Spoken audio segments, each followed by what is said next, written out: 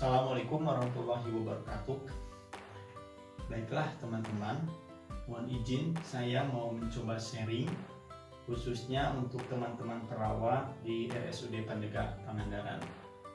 Kebetulan dalam hal ini saya mewakili Komite Keperawatan akan mencoba menjelaskan tentang handover, yang tentunya handover ini untuk perawat yang berjaga di ruangan pasti selalu melakukannya tiap hari. Nah, apa sih handover? Kalau secara bahasa sih, hand itu artinya tangan, over itu pindah, artinya pindah tangan. Bisa jadi seperti itu. Tapi di kesempatan ini saya mau mencoba menjelaskan tentang metode handover dengan S-bar. Baiklah. Nah, untuk lebih jelasnya saya akan mencoba menjelaskan apa itu S-bar. Ya. Nah, ini S-bar ya. S-bar itu adalah kerangka komunikasi efektif yang biasanya digunakan di rumah sakit, yang terdiri daripada situation, background, assessment, ya, recommendation. Dan tentunya metode ini digunakan oleh perawat pada saat timbang terima ke pasien atau saat handover. Nah, itu penjelasan tentang pengertian handover. Ya. Selanjutnya, nah tentunya komunikasi S-bar ini ada manfaatnya.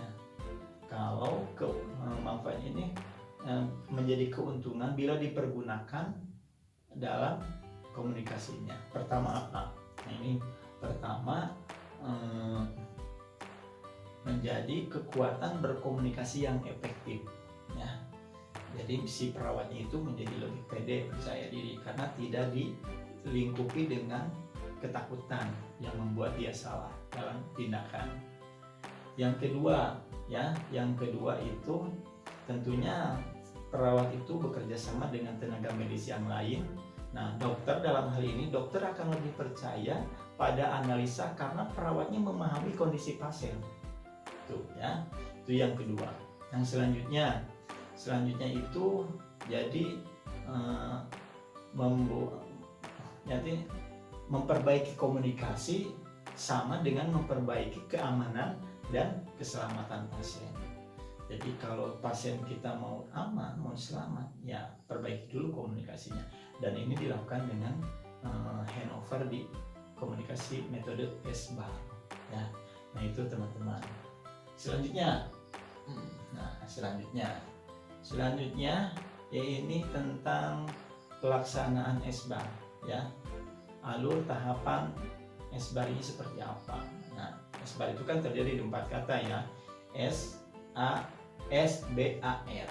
S-nya situation. Nah, ini saya menjelaskan situation. Situation jadi kondisi pasien yang terjadi saat itu. Apa yang dilakukan, yang jelaskan ke teman-teman perawat lainnya. Pertama, sebutkan nama, umur, sudah berapa hari dirawat, tanggal berapa, ya. Kalau bisa status pembayarannya seperti apa, umum atau BPJS, dan dokter yang merawat si pasiennya itu harus disebutkan. Juga sebutkan diagnosa medis, jangan lupa. Di samping diagnosa medis, di tahap ini juga sebutkan juga diagnosa keperawatan yang dilakukan. Bisa yang sudah teratasi atau belum teratasi. Nah ini di tahap ini teman-teman harus bisa menjelaskan ke teman-teman perawat lainnya, ya, ke dinas selanjutnya. Nah ini S situation. Yang selanjutnya, yang selanjutnya adalah B itu background. Background itu adalah info penting yang berhubungan dengan pasien terkini. Ya. Apa yang disampaikan info-info itu? Pertama, jelaskan intervensi yang telah dilakukan dan respon pasien, ya, terhadap diagnosa keperawatan yang dilakukan. Jelaskan, ya, intervensinya yang setelah dilakukan.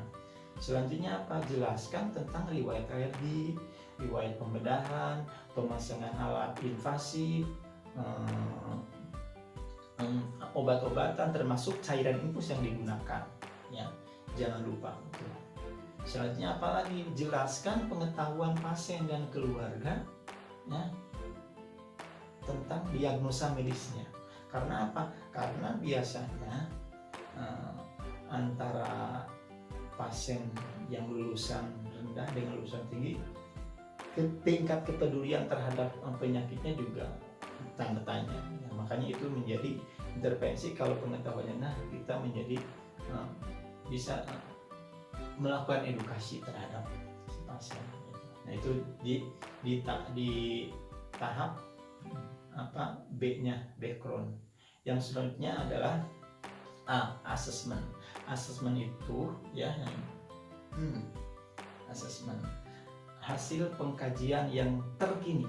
Nah, jadi teman-teman jelaskan hasil pengkajian yang paling terkini, yang terupdate.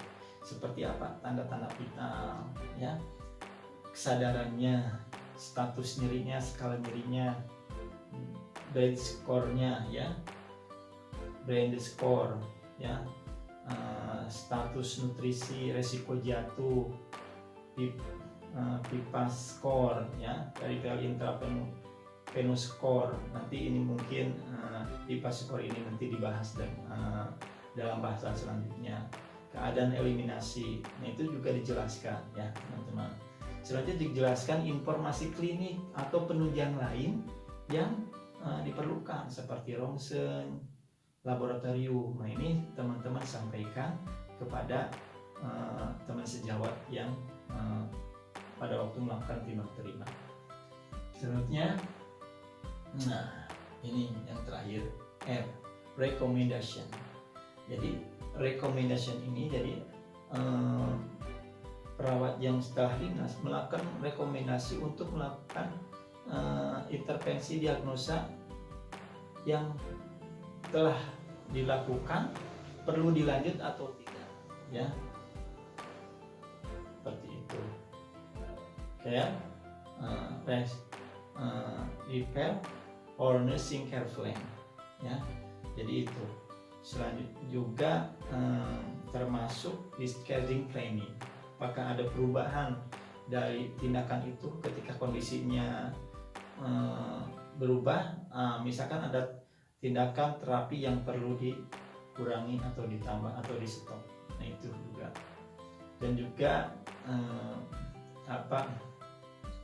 jelaskan tentang edukasi terhadap pasien, pengetahuan terhadap pasien dan keluarga.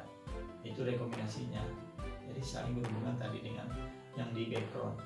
Itu mungkin teman-teman saya sharing, menampilkan cuplikan video ini, mudah-mudahan bisa membantu memperlancar dalam handover teman-teman di ruangan masing-masing, khususnya untuk RSUD Pandeglang ini. Mungkin itu yang saya sampaikan, mohon maaf kurang dan lebihnya. Terima kasih atas perhatiannya. Mohon maaf. Assalamualaikum warahmatullahi wabarakatuh.